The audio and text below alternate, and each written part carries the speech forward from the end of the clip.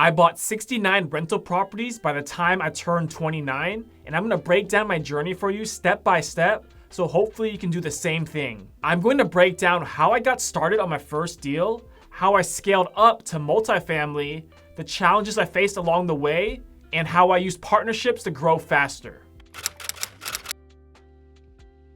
Acquiring 69 rental units by the age of 29 was no easy task, but I made it work with no experience in real estate, just a 9-to-5 job, drive and motivation to make it happen, and the willingness to take risks. In January of 2016, I had graduated from college and started my first 9-to-5 job out of college, but I quickly realized this wasn't what I wanted to do for the rest of my life. That's when I discovered biggerpockets.com, and I spent every hour that I wasn't working listening to their podcast, reading forums, and going to local real estate meetup groups, just trying to absorb and learn all the information that I could. But I knew I had to take action.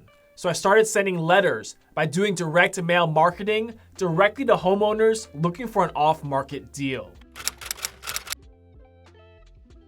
After months of failure, by June of 2016, one of the wholesalers I had met at the local real estate meetup group had a deal, and he offered to sell me this deal for a 1,200 square foot house for just $18,500. But here's the catch. It was a complete disaster. Looking back, it should have been torn down, but I went ahead with the purchase and did my first deal because the land value alone on the county appraisal district had it valued at $25,000. So I knew worst case, I was still getting the property, the land, below market value. I had to get creative with financing because I didn't have the money to do the purchase and the rehab. So what I did was I borrowed money from friends to cover the purchase price and the closing costs, and then I went to BBVA and got a personal loan that covered a big chunk of the renovations. However, of course, since it being my first deal, the rehab costs went way over budget and took longer than expected, so I had to max out my credit cards. And keep in mind, my paycheck from my day job,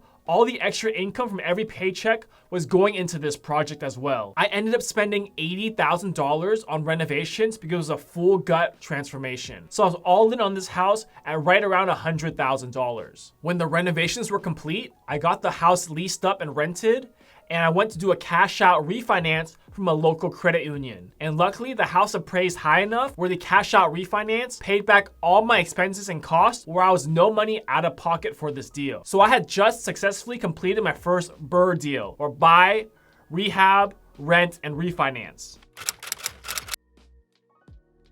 However, I quickly learned that leasing up the property was a huge headache. There were so many no-shows for appointments, for showings, and then you had to follow up with people that went ghost after the showing. And after the applications were filled out, you had people that didn't qualify for the rental qualifications and had to start the process all over again. So instead, I did a rent-to-own method, and luckily I got amazing tenants that were great and paid rent on time, and I started cash flowing from that property. But I knew I needed more capital to scale because a couple $100 a month of cash flow wasn't really gonna change anything. So I then decided to pivot to just flipping houses and wholesaling to scale up and build up capital to have some money to buy more properties. As I continued to flip these houses, I was also marketing to off-market apartment complex owners because I knew multifamily was the way to go because of the economies of scale of having multiple units in one location. I ended up getting in contact with the owner of a 14-unit apartment complex not far from my first rental property. And he was a retiring landlord that was looking to exit and retire. However, at the time, his operating expenses were really high. 70% of his income was going to operating expenses, and that's not even counting his mortgage. You see, I was taught to stick to the actual numbers of the property and not to rely on the pro forma. So based on the actual numbers of such high expenses, my offer came in very low at $450,000. However, the seller was asking $580,000. However, instead of giving up, I just decided to keep in touch and follow up with him every 3 months. And throughout the next year, as I learned more about multifamily, I realized that that was actually a deal and that his expenses shouldn't be 70% of his income. I realized that a truly well-run property should be around 50 to 55% expenses. And also, I realized his rent was low for the market. So I decided to reach back out to him and offer him its original asking price of $580,000.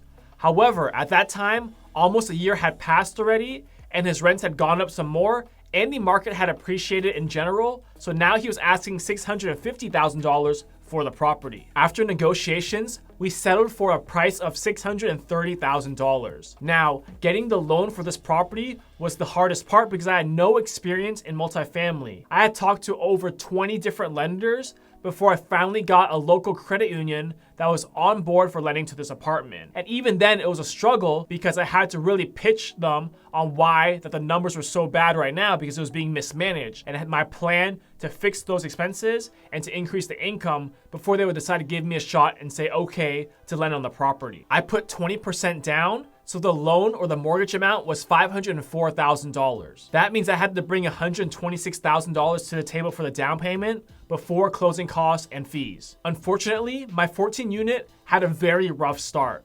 You see, the property management company I had hired, they actually went out of business just 2 months after I closed on the property, and I lost over $17,000 in held security deposits and rents. This forced me to start self-managing the apartment complex to right the ship. So over the next year and a half, it was blood, sweat, and tears, renovating the outdated units, turning over the bad tenants, and learning everything about property management. And keep in mind, during this whole time, I was still working a full-time 9-to-5 day job and still flipping or wholesaling several houses a month. Now, about a year later, I finally got in contact with the owners of a 32-unit apartment complex not too far from a 14 unit. And once again, this was an older mom and pop seller looking to retire.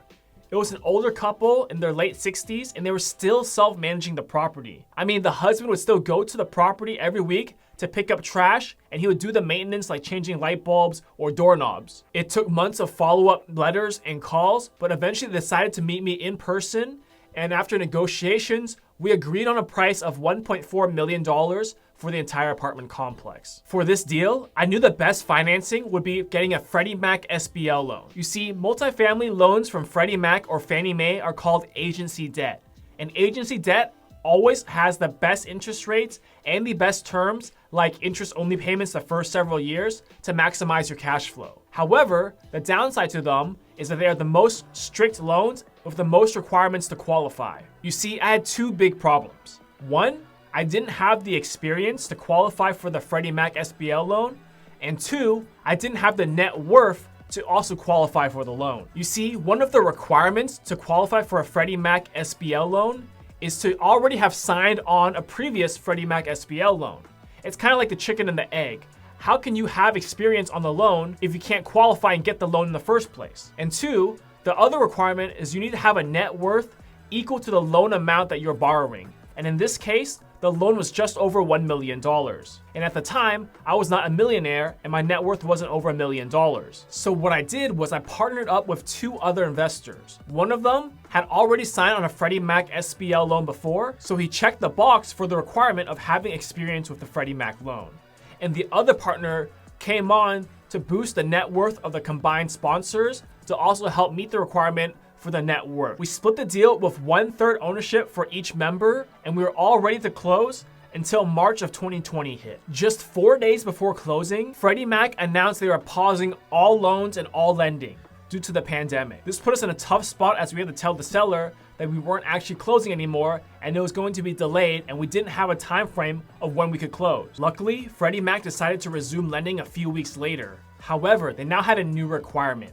They created the COVID reserve, where they required extra money at closing to be deposited as a security deposit in case the tenants couldn't pay rent because of the pandemic.